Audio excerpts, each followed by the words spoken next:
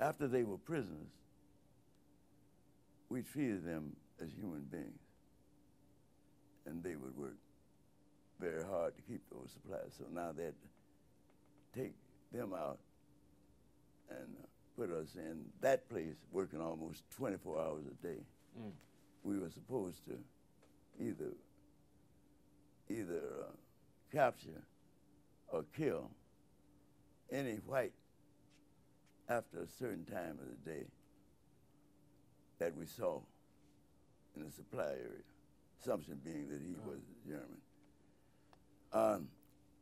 All of that was part of that experience. And then when I heard from one of the units that we supplied, this very well organized, skilled, systematic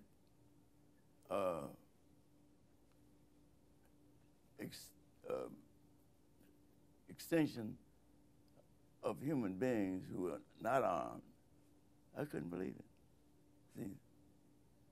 And so my commanding officer and myself, we got into a Jeep that drove from where we were in camp up into Buchenwald. You could smell it. A few prisoners who were still there, you could hear them. When you got up, when you got up to the camp itself, you would see these flesh-emaciated human beings crying, glad to see the possibilities of liberation. I was angry.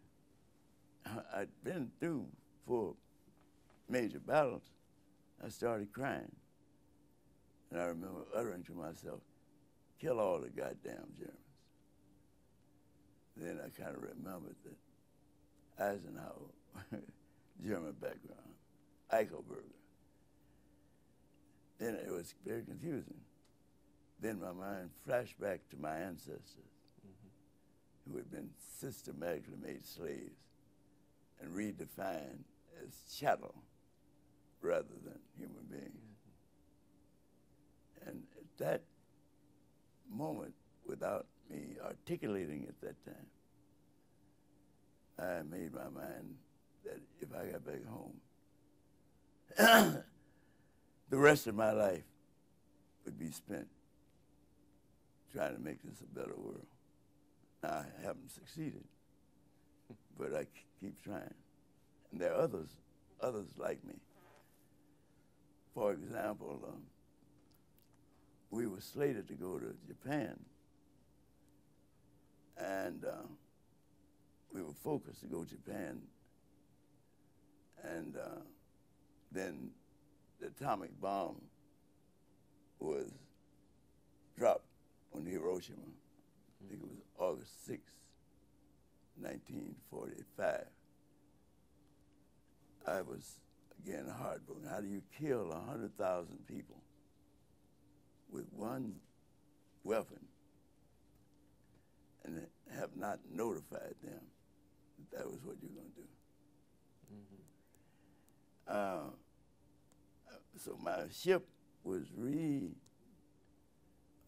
scheduled so that we, instead of going to Japan, we'd be coming home.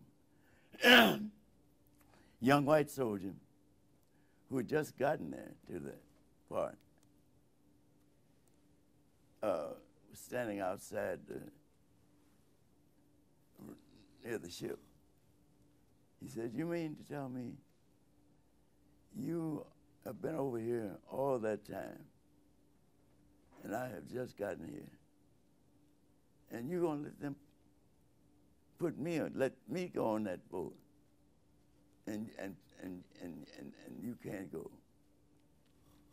Why do you let that happen?" I said, "Soldiers, you see, you're white, and I'm a Negro. And maybe you can't understand that, but I can." I was furious. But my demanding mama had demanded I come home with honorable discharge. Mm-hmm. It wasn't easy. It wasn't easy. that place in Marseille,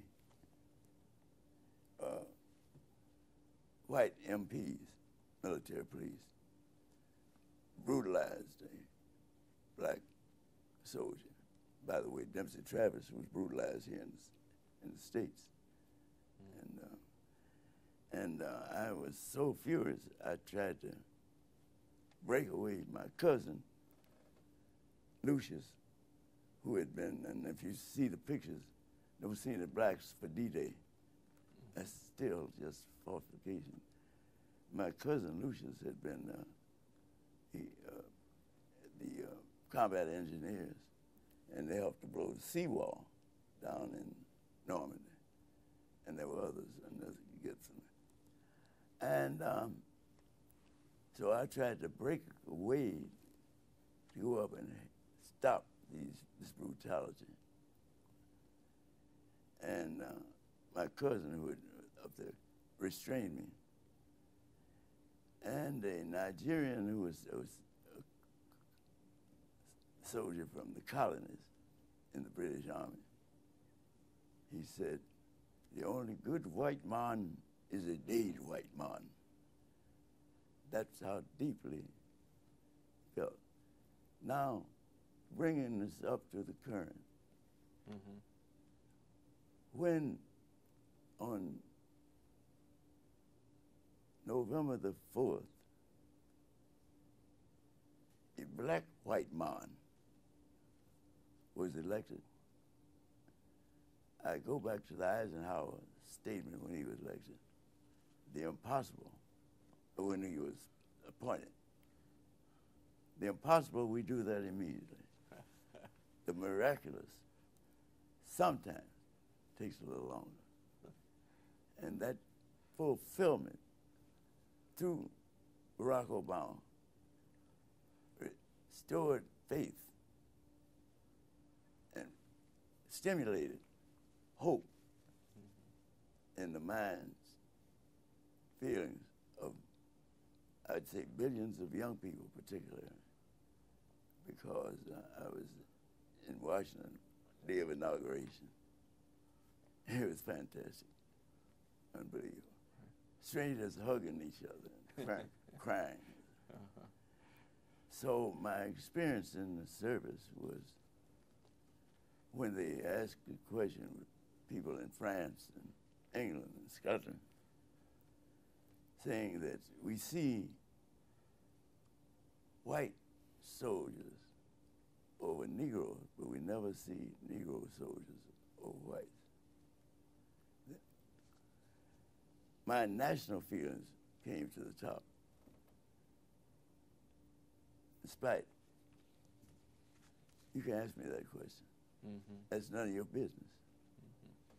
That's family business. So, let me turn to the era of Richard J. Daley. Okay. As mayor. You've resolved that you're going to improve the world. When did you ever personally meet the late Mayor Daley? Yes, I did.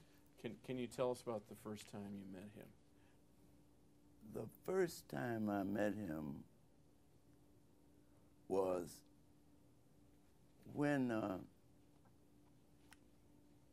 he was encouraged to run for mayor against a racist who was then the incumbent, and had also that group had on the other side had eviscerated Bill Dawson, who was the powerful black politician of that period. Congressman at the time. Yeah, he was a congressman. And Bill Dawson came out. He didn't.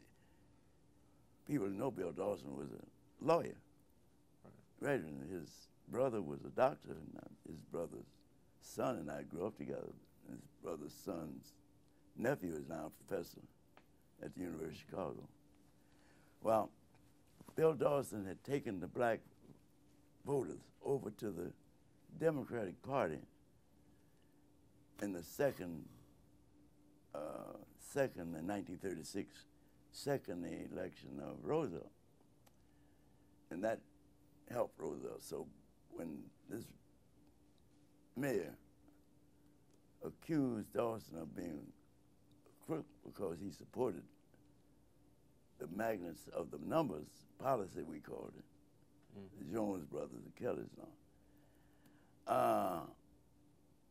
And he did it in a way that was almost vulgar. Was it Mayor Kennelly, right? Mayor Kennelly, yeah. That was Kennelly. And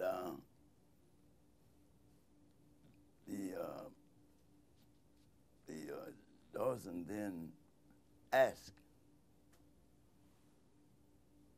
this man, I don't know what it is, he was a county board chairman, I think, Richard J. Daley. Right. Asked him, almost demanded that he run for mayor. And then the consolidation of the Democratic Party around that issue, and indicating what I've said earlier, that blacks were voting in heavy numbers. But then with the Chicago Defender, Dawson began to encourage massive turnout. And in that period, I was active with, because of my friends, Bill Green and all, I was active with the Dawson Boosters. Though I didn't live in that ward, I was active with the young Dawson Boosters. And we had a chance to meet the person who was being appointed for mayor at the 8th Regiment Army, 35th and Giles. Right. Now, he didn't remember me. I mean, he didn't know me. We shook hands. That was the first time. But after that, on a number of occasions, particularly in the civil rights days.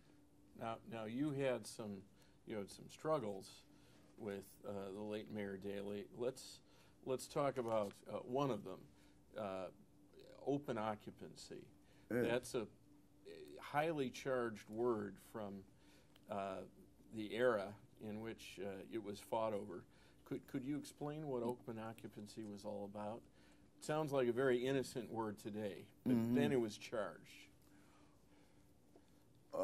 Well, in 1955, I think it was, a group of those, I just returned to Chicago, a group of us hovering around the 4th and the 5th wards.